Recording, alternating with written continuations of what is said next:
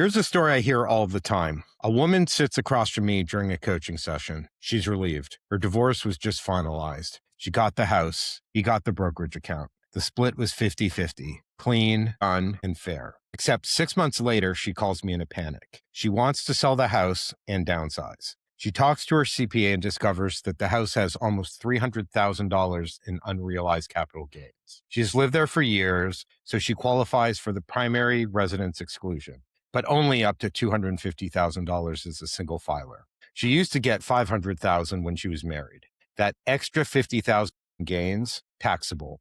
Meanwhile, her ex-husband's brokerage account, he sold a few positions and barely owed a dime because the cost basis was high. They split the assets 50-50 on paper, but after taxes, she walked away with significantly less. That is what this episode's all about. The tax layer that most people never see until it's too late.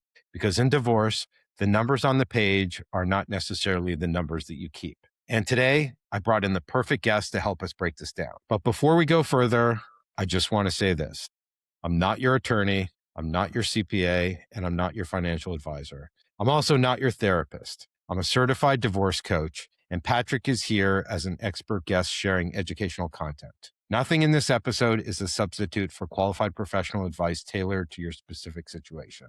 You need a CPA, a divorce financial analyst, a tax attorney, a family law attorney who will know your numbers and your state laws. What we're going to do today is help and talk about the questions that you need to ask them.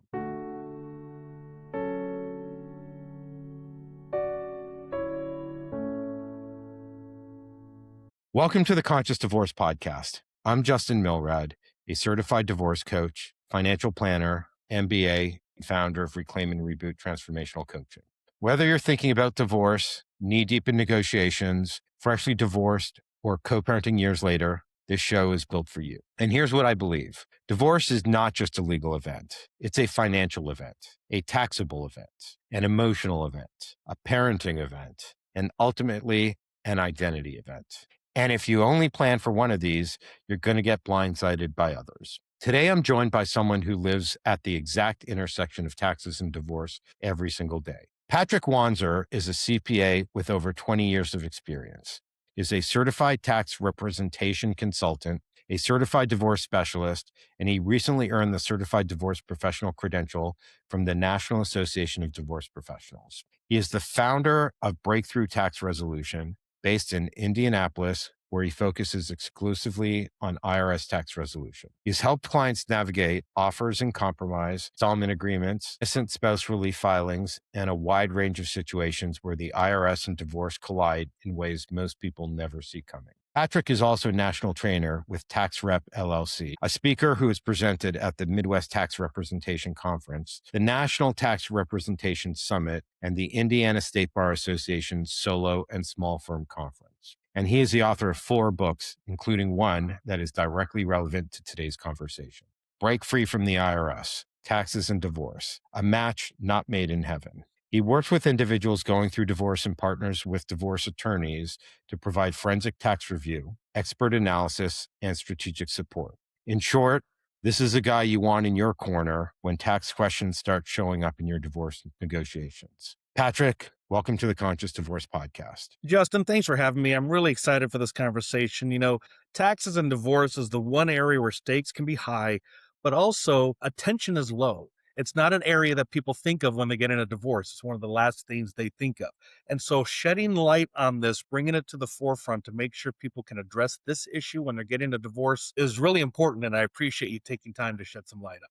Absolutely. I experienced this in my own divorce. And frankly, I knew enough about taxes that I was able to identify a few opportunities and things that were being done to hide gains or prepaid taxes. But I think it's a really important topic. And of course, there's a saying, the 2 things in life we're guaranteed are death and taxes. Right.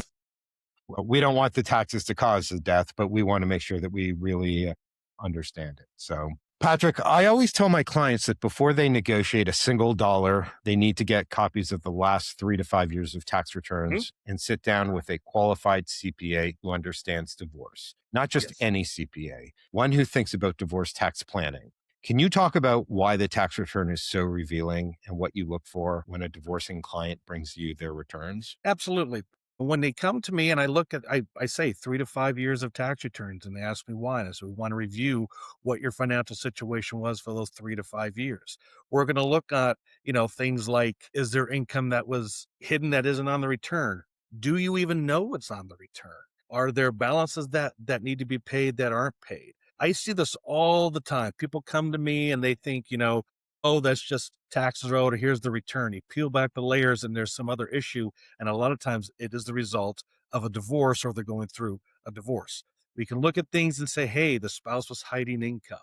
There are penalties and interest that have been assessed that we don't know about. Or there weren't returns filed for those years, or the returns were filed incorrectly. Maybe they need to be amended. Maybe they need something like that. One thing I did realize, though, is like you said, is not being just a CPA who can review the tax returns, but review them in the eyes of a divorce settlement agreement. What is the divorce attorney going to be? I'm not a divorce attorney, so I don't provide legal advice, but I know the process, and I know what they're going to be looking for. And so we can look at the returns with an eye toward the divorce settlement agreement.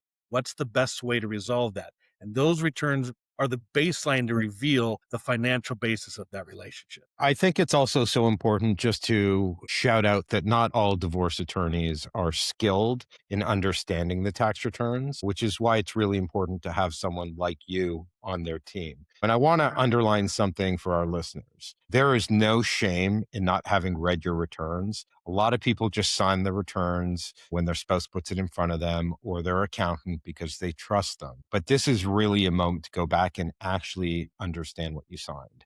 And I want to make one other point there. I often ask my clients, because I have some background in tax as well, to share their tax returns with me just to see if I can identify certain areas of opportunities for them to talk to their CPA with or their financial planner. And often there are things that they don't even remember are done, or assets that they may own, or certain income coming in from certain places. So it's a great, tool just to review so that you get a better idea of what the marital estate looks like. Grateful for your thoughts on that. Absolutely. One thing I find interesting is a lot of the divorce attorneys that I work with, it's funny because they all tell me how much they hate tax. They don't want to play in the tax sandbox. They don't want to learn the tax sandbox. They look for somebody who they can bring in to give them the expert advice. The attorneys know the legal process, but they bring in the experts to kind of help out with that legal background.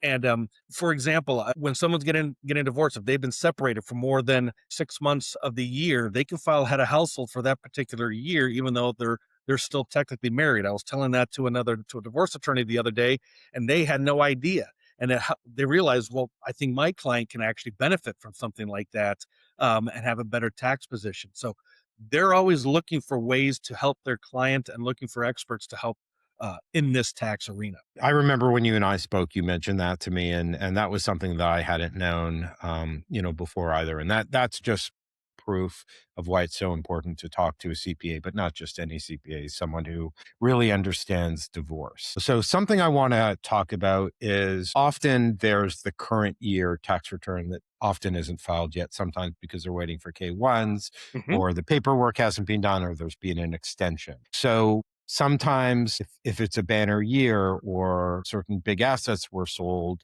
I think it's really important to understand any sort of tax obligation, because sometimes you'll just negotiate that we're going to split the tax 50-50, and that may not necessarily be equitable. So in terms of doing projections and such, how do you advise your clients, when there's current year income and potentially a major event, so that they can get the number right when it comes time to negotiate? I had this happen with a client who went through mediation just a couple weeks ago. We will do an analysis and kind of take the tax return that's a joint return and break it down and say, okay, how much of the tax is really attributable to what you made, and how much of the tax is attributable to what your soon-to-be ex-spouse made. And in this particular instance, it was like an 85-15 split. And so when we did the analysis, sure, it's 50-50 is the debt. I get it. That's what the tax return, but they can at least make the argument of for equality, saying you made 85% of the income, 85% of the tax should be attributable to you. And I understand that's a simplified statement to make. There's more things that go into it, but that's something that we look at. Or they can use it as a bargaining chip. Like, okay, if I'm going to take on more of this tax debt, then maybe I need assets to help cover that tax debt. It just helps drive the negotiation and give more leverage to one of the parties when they're doing that negotiation. Obviously, the attorneys are going to do the negotiation and they know the strategy they want, but these are just more tools to help drive their conversation. But it's important to know what that analysis is. So at least you have a starting point. I think that's really important. And also the concept of premarital ownership. If there's certain assets that are generating income or losses, and it may work advantageously, to you, really breaking down and understanding the nuances of all these tax returns are really important. Things like carry forward losses, Mhm. credits, deductions. And the one that not many people have heard about, but was actually used in my case, was prepaying a ton of future tax. And the opposing party didn't think that I would notice that, but I did. But that's a way that sometimes people hide money where they get it off the marital balance sheet. So it's really important, more of the higher net worth cases, to make sure that you put that on as an asset, any prepaid taxes. Sure. And to look at the flip side of that, if somebody makes an estimated tax payment on a joint tax voucher, the IRS will apply it to the tax count of the first social security number on that voucher. And so if the husband can make all of those estimated payments, the divorce settlement agreement may say one thing, the IRS transcript will say another thing. And so that's something. And so if they filed separately, all that money is going to go towards one return, and you need to work with the IRS to make sure that gets separated or deal with that in the divorce. So those are hidden ideas that people aren't thinking about. They just think, oh, 50,000 paid in tax, we each get 25,000. It's in your agreement, but the IRS may not look at it. Yeah. So another point of advice there is follow it through to the end. Yes. Make sure that you read every notice, that you contact the IRS if you need to, Yes. just to see where that money's going.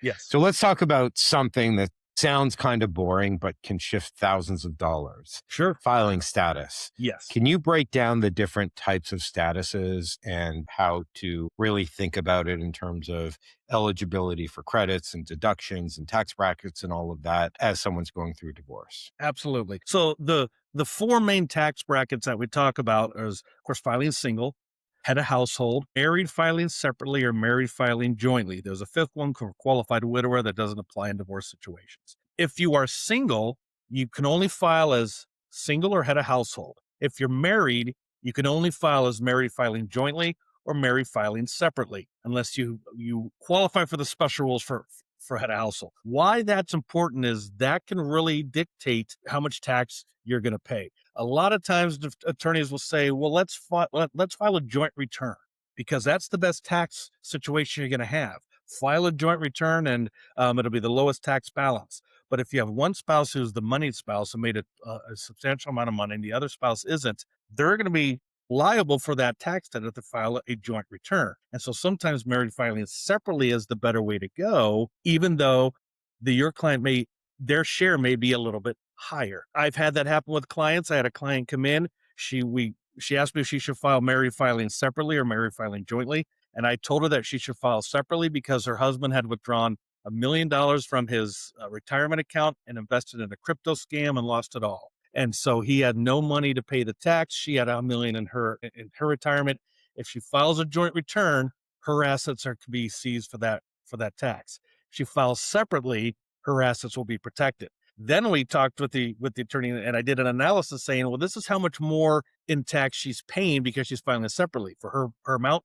And they argued that he pays her in the settlement that amount to make her whole, so as if she was filing jointly. That's just an example. Another example is you talked about tax credits. The earned income tax credit is not available if you file married filing separately. And I said earlier, if you qualify to file head of household and you have not lived with your spouse for the last 6 months of the year, you're considered unmarried in the eyes of the IRS, and you can file as head of household. I did that for a client. We filed 3 returns. If we filed married filing separately, she'd owed maybe $500,000 per return. But by filing head of household, she could claim the earned income tax credit, and she got about a $20,000 refund because we filed the returns, even though she's still married.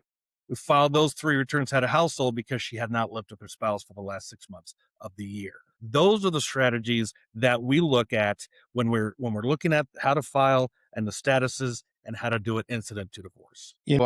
I'd say if someone gets just one thing out of this episode, just knowing that you can file as head of household in this unique situation, I think that's super, super valuable. Yes. And a red flag for our listeners, if your spouse is pushing hard to file a certain way, but you have concerns about the accuracy and the trust in their income and expenses, that's a sign to pause. Filing separately may cost you more in taxes, but it can save you from liability that you didn't create. So always work together with your CPA and your attorney so that you have the right strategy to move forward. And one thing to remember, you can always file separately and amend to joint later. You cannot file joint and amend as separate. So if you have those concerns, you can file a separate return, still investigate if the concerns seem to be unfounded, you can amend to a joint return later if that's something that you wish to do. So you can always protect yourself and change it later if you go from separate to joint. Terrific. Patrick, here's another important topic. If someone has children, this is where things can get really layered because the kids are not just at the center of your parenting plan, they're at the center of your tax strategy, and the two need to talk to each other. Can you walk through how, the child credits typically work and when are they good until and what are they typically worth? Sure. Currently, the child tax credit under the new tax law, the O3BA, is now up to $2,200 per child. Up to age 17 is $500 per child after that. Partially refundable, meaning there's a portion of it you'll still get even if you don't have any tax debt, that sort of thing. One thing that's interesting when it comes to children, though, especially when you're filing head of household, in order to file head of household, you have to have a dependent on your return. And what the IRS considers the custodial parent is different than what a family law attorney will consider to be a custodial parent. The IRS goes strictly by number of overnights. If you had more overnights during the year than your spouse, you would be the custodial parent for purposes of filing head of household. It doesn't matter what the divorce settlement agreement says. And that allows you for the earned income tax credit, the child dependent care credit, filing head of household. The only option you can transfer to the non-custodial spouse is the child tax credit at $2,200. And so that's something to keep in mind. It does come down to number of overnights when you're dealing with the children in that situation. For our listeners, I think it's important just to know that your parenting schedule and your tax strategy are very highly correlated and connected. Just another good reason as to why you should work really hard to having a good co-parenting relationship with your ex. I see too many agreements where the parents agree to alternative years claiming the kids without ever modeling what that actually means. Alternating might sound fair, but one parent that earns significantly more than the other, the credit might be worth more to the other one. And I think it's just really important to run the numbers. I've seen situations where one parent just makes too much money that they don't get any benefit, whereas the other parent is struggling and being able to claim the three kids would be extremely beneficial. Plus, those parents have a good relationship. And if they just had that conversation, it would likely be allowed. So grateful for your thoughts on that. Well, the child tax credit does phase out at certain income levels. So in your example, if one spouse makes a substantial amount of money where they can't claim the credit, there's no point for them to have it. The other parent should be allowed to have it if they can claim it. And that's in that sense. That deals with, the non-custodial parent can claim the child for the child tax credit. You just have to sign that 8332 saying, I won't claim it. My spouse is going to claim the child and go about it that way. And you can split the children, especially when it comes to head of household. If you have two children, both of you can file head of household. If both of you have more overnights with one of the children. So those are different strategies. Again, we look at it all and come up with strategies that are specific to divorce, not just the general idea of 50-50 or we're going to file this way or something to that effect. Thank you. We're going to move on to a different topic, which is really focused on alimony, child support. I know there was a major change in 2018, and there's still a lot of confusion and bad information floating around. So can you kind of talk us through 2018? What was it before, and then what was it after? Sure. So the 2018 Tax Cuts and Jobs Act, the first tax reduction bill that the Trump administration passed, basically changed the law saying alimony is not deductible to the payer and is not income to the person receiving it. Now, the interesting thing is alimony that's paid prior to 2018 is still deductible to the payer and taxable to the person receiving it as of today. That's those are grandfathered in. But from 2018 on, if you're in an alimony state, you're paying alimony, you can't deduct it as the payer and it's not income to the receiver. Now, a lot of times a money spouse likes that idea because it's just shifting income from one spouse to the next. Hey, I pay you, I'll make up a number, $12,000 a year. That's $12,000 less in tax I have to pay. So I'm shifting that onto you. The Tax Cuts and Jobs Act eliminated that benefit for alimony enter into after 2018. And let's talk about child support. Child support has always been tax neutral, correct? Yes, it's always been tax neutral and it's for the child. The child support is basically your obligation to pay the child for the child's expenses if you owe child support, but it is tax neutral. That is not a tax benefit. One thing to keep in mind, though, is if you're going to do an offer and compromise, let's say, to settle your tax debt, child support is an allowable expense on your financial analysis and is considered income for an offer and compromise analysis to the person receiving it when you're doing it that way. It's not taxable, but when it comes to doing an offer or something to that effect, child support received, you have to include that as income. Child support paid is an allowable expense. Because alimony is no longer deductible, the economics of negotiating support payments have shifted. The payer is paying with after-tax dollars. That changes the math on both sides. When you're negotiating support today, every dollar of alimony costs the payer a full dollar plus whatever they paid in taxes to earn it. That changes the leverage of the conversation. What do you see in that case? What sort of strategies are, CPAs and attorneys giving clients knowing that the math has changed? Well, one of the things is knowing that I'm not going to be able to deduct it and they're not going to do it as income. From a legal standpoint and a negotiation standpoint, that may change the negotiations on what's going to be transmitted. A lot of times, alimony maintenance isn't nearly as common as it used to be. Indiana is a non-alimony state. That doesn't mean you can't have it, but it's not a state where it's almost required to have it. And so they will look at other ways to compensate and shift assets around versus that. Now, if you have one spouse who is a moneyed spouse, and the other one who is going to be entering the workforce again after a long layoff, maybe they need some help and that sort of thing. But the strategy is, if you're looking for ways for tax benefits, alimony is not the area to look at because you're not going to really have that benefit. Good to know. One of the most expensive mistakes that I see that happens all the time, and this is really a conversation I have with my clients, and it circles right back to the story I told at the top of the episode. Not all assets are created equal, even when they have the same dollar value on the spreadsheet. I always tell my clients a dollar in the bank is not worth the same, or in an investment account is not worth the same as a dollar in a 401k or an IRA. So everyone's situation is somewhat unique, and they have to think about whether they're looking for money in the short, medium, or long term, and what age they're at, and the age of their kids, and obligations, and all that. Can you kind of break this down for us as far as a framework that people can use to think about knowing that not all dollars are created equal, or not all assets are created equal? Absolutely. There are quite a few examples of that. And it's another reason to bring in somebody who can do an analysis to see that. Let's take, for example, you're selling a house. Let's say you're going to sell the house and the profit's going to be $300,000.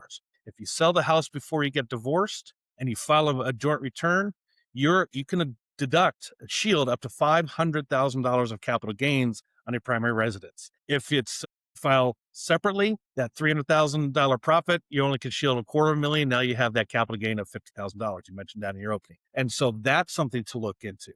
Hey, is it a traditional or a Roth IRA? Roth IRAs go in post-tax and the earnings grow tax-free. Traditional IRAs have a hidden embedded tax effect that when you pull it out, you're going to pay taxes. So you might say, oh, I'll take that IRA.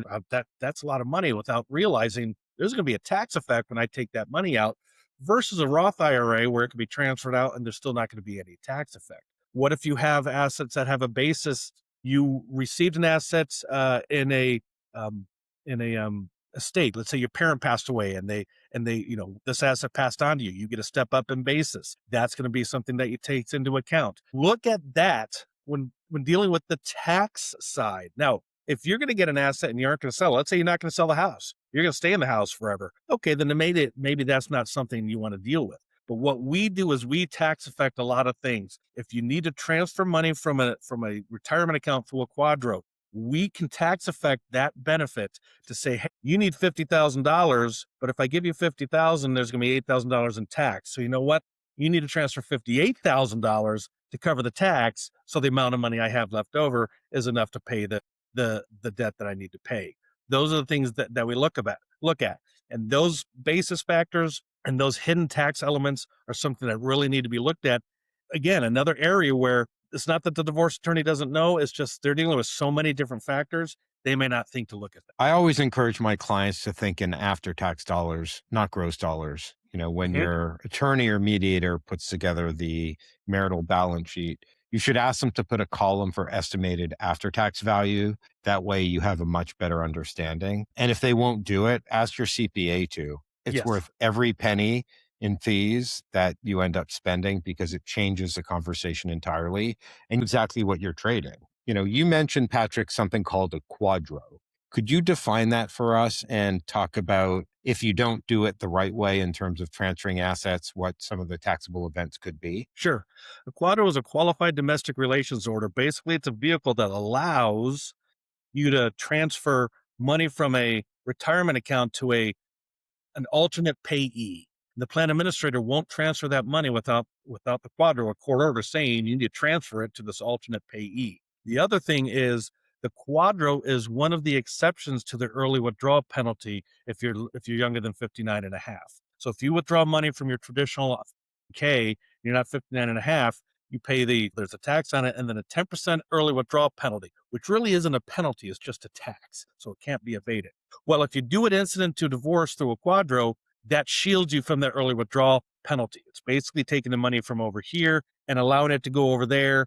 The IRS recognizes it's because of a divorce. We're not going to say, and the court is ordering it. So you're not going to get penalized with that extra tax. Now, if it's a direct rollover from a retirement plan to retirement plan, there's no tax effect at all until that money is withdrawn. If you take it out of one retirement plan and give it to the other spouse to use, they'll have to pay the ordinary income tax on it. But then again, they avoid the 10% early withdrawal penalty because of it. So follow the process. One thing that I see all the time is 9 months, a year and a half later, there are still assets that have not been transferred over. And that just creates a whole bunch of other issues. What is the actual valuation date? You usually have to bring an attorney back in. There could be tax consequences, and it creates all this friction that didn't have to be there. So my advice for anyone going through a divorce, unless you're advised differently, clean your house, get the QDRO Yes. done, transfer Yes. all the assets so that you can move forward. Pensions are also an interesting area.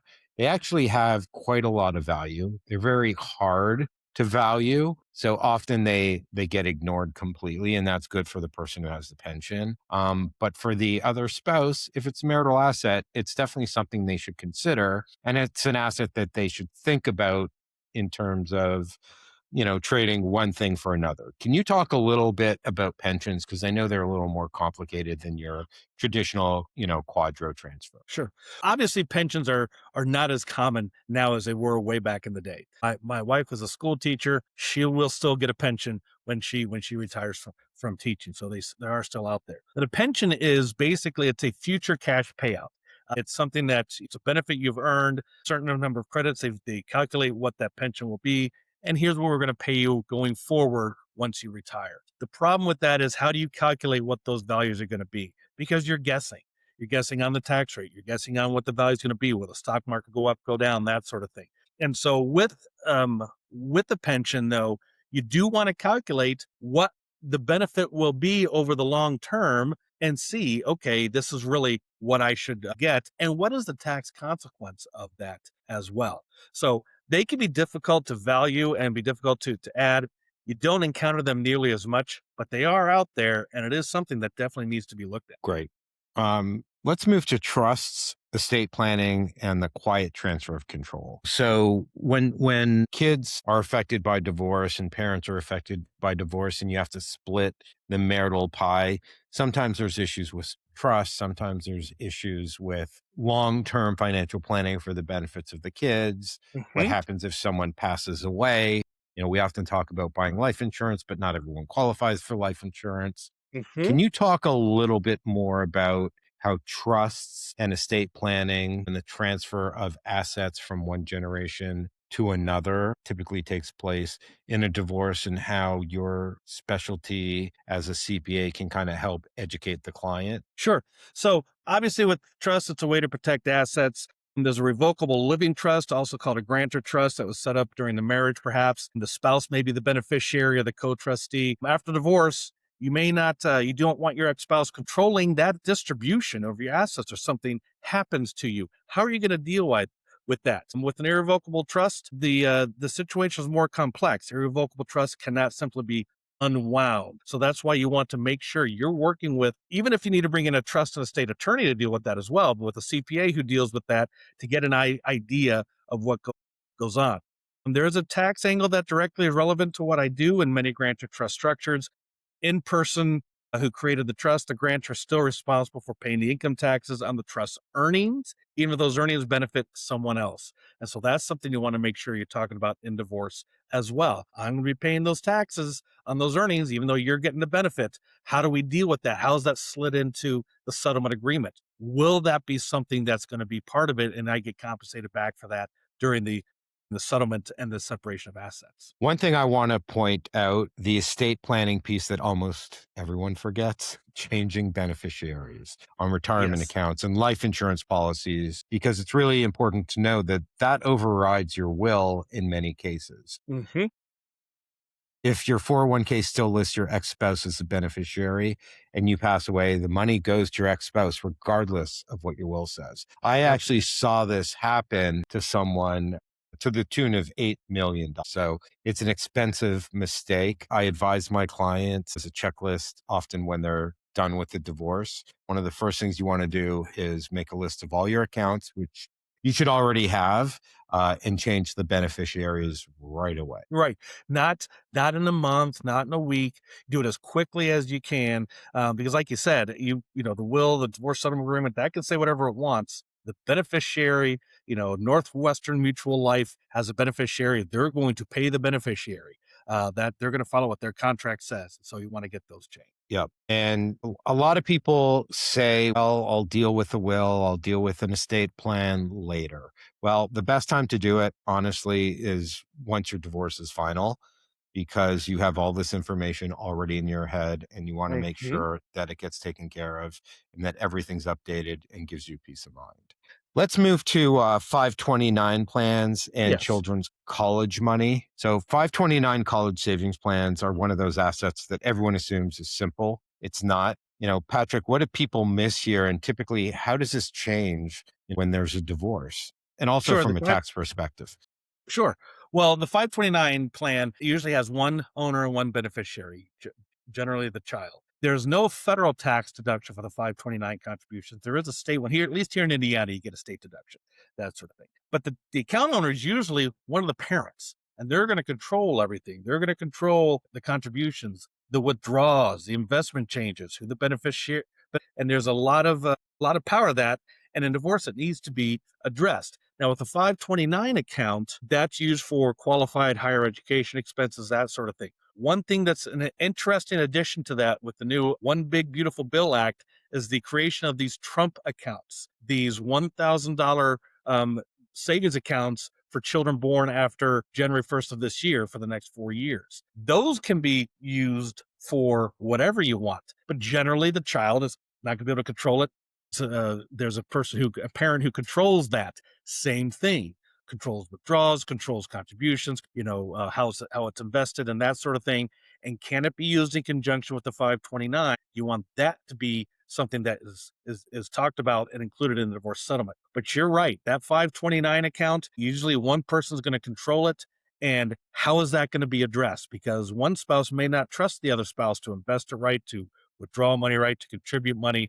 And just to note, you can have more than one 529 account. Each parent can open up a Oh, yes. 529 account for the kids, which I think is important. So, my advice, don't treat the 529 as an afterthought. Put it in the agreement with specifics if you can. Who owns it? Who contributes? How much? Who approves the withdrawals? What happens to unused funds? What happens if the beneficiary doesn't go to college, gets a Right. scholarship, or God forbid, dies? Spell it out. Ambiguity in a 529 provision is an invitation for conflict down the road. And those are things that you don't want to happen. So Sure. let's talk about back taxes and unfiled Okay. returns and tax debt and IRS notices. Now we're going to get in the territory that's really not part of my wheelhouse, but is in yours. So, Mhm. what happens when there are tax skeletons in the closet? This is the core of what breakthrough tax resolution does. I had a client recently who does really well, tune of seven-figure income, but he and his ex-wife, they really didn't talk much about finances, and they hadn't filed their taxes in 3 years, and there was a huge liability, and they needed to know that before they went to mediation. So grateful for kind of your thoughts here. If you have any good Sure. stories, love to hear Sure. them. For sure. So back taxes are a big thing. A lot of them is back tax return if you haven't prepared those returns. One thing to keep in mind is in the eyes of the IRS, tax compliance is the last 6 years of tax returns. Current year plus 5 prior years. Couple comes in, they haven't filed for 8 years. We're only going to file the last 6 years. The seventh and eighth year, we're not going to touch. Now, it's not statutory. The IRS can eventually come back and ask for those. They usually don't. So that's one thing to keep in mind. 6 years is compliance. But here's the thing.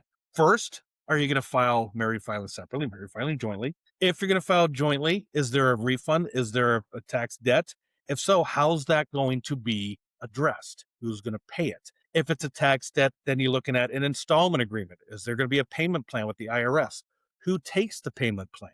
That's right. If it's an offer in compromise, how do you deal with that? One thing with the payment plan, and I tell this with clients a lot. You have two clients, they come in, and one client says, I'm the responsible one. I don't trust my spouse to make the payments. We entered in a payment plan. He's not going to make his payments and it'll default. So I'm going to take the payment, all the tax, and I'm going to pay all of the make the payments to the IRS. At least that's what I advise. And I say that in the marital settlement, you get his portion or her portion as an asset given to you to compensate for the fact that you're going to make those payments. And then you make them online. It's easier for the IRS to have one person deal with them than to have two people on two separate accounts and that sort of thing. So that's one thing to keep in mind. Another thing to keep in mind, especially if you have a huge tax liability and you think you might qualify for an offer in compromise, you cannot file a joint offer in compromise if you're divorced. I had a client come into me. She sat down and she barely made any money. And her daughter provided her money every month to live on. She was absolutely not only a candidate for an offer in compromise, we ended up offering just $50 to settle like $20,000 in tax debt. But she told me in divorce that the attorney talked about an offer in compromise and what that was. And I told her it's where you, in essence, you offer the government less than what you owe for to settle the tax. Then I looked at her divorce settlement agreement and it said, quote, once the divorce is final, the couple will file a joint offer in compromise that will be accepted by the IRS within 6 months. Well, two things. First of all, once they're divorced, they can't file a joint offer. They're just not allowed. They're already divorced. Number two, there's no way the IRS is going to agree to that and do that within 6 months. They're going to take 18 months to deal with that. So their settlement agreement couldn't have been followed just because that's not how the IRS works. And so we had to get back with our attorney. They had to work with the other side, do an agreed entry. They can't go back and undo the divorce, but they had to do an agreed entry saying she's going to file her own offer in compromise. The other spouse will have to do what he needs to do, and that there's no time limit for the IRS to accept it. And then that's what we did. We did offer $50 to settle the tax debt. The IRS did accept it about 15 months later, and she got out of having to pay the tax. But that's one thing that people don't seem to understand. And that's why I got into working a lot with attorneys to educate them on how to write that language in the settlement so they can still resolve those tax debts and follow the IRS procedures the way they need to be followed. And I think it's important for everyone to understand, just like credit card debt. Sure. And remember, the IRS doesn't care about your state divorce settlement agreement. They're not bound by it in any way, shape, or No. form. So if you file a joint return and you say, but the other spouse says they pay the tax, IRS doesn't care. Your remedy is in family court, not with the IRS. Right. As we wrap up here, can you talk about any hidden tax bombs, things we need to think about that fly under the radar? One thing to make sure that you're talking about is, of course, the filing status, that sort of thing. But when it comes to tax resolution, how you're going to resolve it, innocent spouse filings, that's a way to file if you believe that you didn't know and should not have known that your spouse had an understatement or underpayment of tax. Was there an invalid return? I have a client right now where the 5 years of tax returns were filed and he forged his wife's signature on all the returns. She had no idea that they were being filed. She wants to go for innocent spouse. So we're going to file those as invalid, challenge the returns and file your own returns. And she'll owe significantly less. We don't want her to be joined. Those are things to look at. Those are the areas to make sure that you're following and that you're taking into account if you get in a divorce, to look at everything when it comes to the tax. But then also decide, hey, maybe filing jointly may work. Maybe it's a very amicable divorce and they have no problem. They trust each other. Maybe filing jointly might be the best way to go. Maybe you need to file separately to protect assets, but work with a CPA who is well versed in the divorce process and dealing with taxes and divorce, so that they can look at it through the eye of a tax resolution expert in divorce and give you the best. When I think about taxes, I think of the visual that many of us know, which is the iceberg. There's what you see above the water Yes. that's visible, and then there's what's underneath the water that you can't see. So hiring a professional is not just a good use of money, but it's going to save you a lot of problems and issues and assist you in maximizing the outcome from a tax perspective and to reduce whatever pain that could be waiting for you. So before the divorce is final, make sure you obtain copies of the last 3 to 5 years of federal and state tax returns. Yep. Identify all income sources on the returns, including K-1s, 1099s, and business filings. Have a CPA model married filing jointly versus married filing separately. Identify the cost basis of all major assets. Create an after-tax comparison of the proposed asset division. Determine who claims each child in complete Form 8332 if needed. Identify any unfiled returns, unpaid taxes, or pending IRS issues. Address 529 plan ownership, contributions, and restrictions in the agreement. Review all trusts and determine the tax implications. Discuss the timing of the divorce finalization relative to December 31st. At the time of divorce, submit the QDRO to the plan administrator. Update your W-4 with your employer. Set up estimated tax payments if applicable. Ensure the settlement includes an indemnification clause for prior tax liabilities. Ensure both spouses have complete copies of all financial and tax records. Then after the divorce, meet with your CPA to project your tax liability for the year. Update beneficiary designations on all accounts. Meet with an estate attorney to revise your wills, trusts, powers of attorney, and healthcare directives. Update your name and address the Social Security. Update your name and address with the Social Security Administration and IRS if applicable. Review your health insurance situation and marketplace credit eligibility. File your first post-divorce tax return with a professional who knows your situation, and check in with your CPA quarterly for the first year. Have I missed anything? You haven't missed anything. The one thing I would add is, if you're going through divorce, to look at getting an IRS ID PIN. It's a 6-digit identification PIN that's needed for a return, your Social Security number to be filed on a return. Maybe something that you want to get if you're afraid that your spouse will file a joint return in your name or something to that effect. Without that PIN number, they can't do that. And so it just might be, if you don't trust your spouse, it might be something you want to look at as well. Work with a CPA tax resolution expert to think of something like that. That's a great idea. Patrick, before we close, can you tell our listeners where they can find you and how they can reach you if they need help? Absolutely. You can go to our website at www.breakthroughtaxresolution.com. You can call me directly, 317-218-4689. That's my direct line, comes right to me. Anybody who works with us, you work with me. You're not passed off to somebody else to work with. You work directly with me. But you can look at our website. give us a call.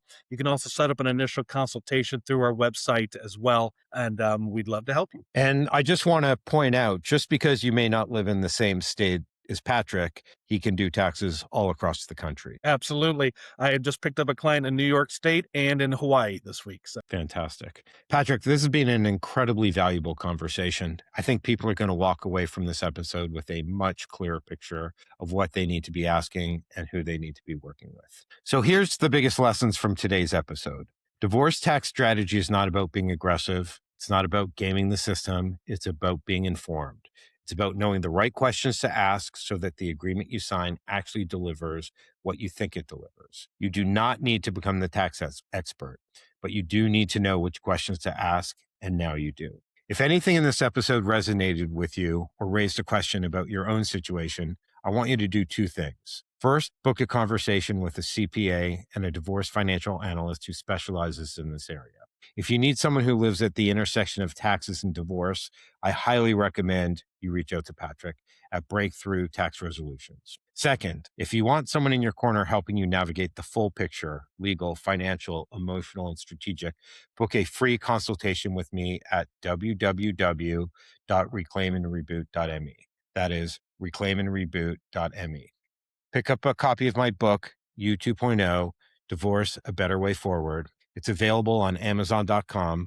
And if you want to go deeper on the tax side, pick up Patrick's book, Break Free from the IRS, Taxes and Divorce, A Match Not Made in Heaven. One more time, I have to be clear. I am not your attorney, CPA, financial advisor, or therapist. And Patrick shared educational content today, not professional advice specific to your unique situation. Please consult a qualified professional for advice tailored to your circumstances. If this episode helped you, do me a favor, subscribe to the show, leave a review, and share it with someone who's going through this. Maybe it's a friend, maybe it's a family member, maybe it's someone who just needs to know they're not alone and that there's a smarter way to do this. You're not just ending a chapter, you're learning how to write the next one with clarity, dignity, and power. This is the Conscious Divorce Podcast. I'm Justin Milrad, and I'll see you next time.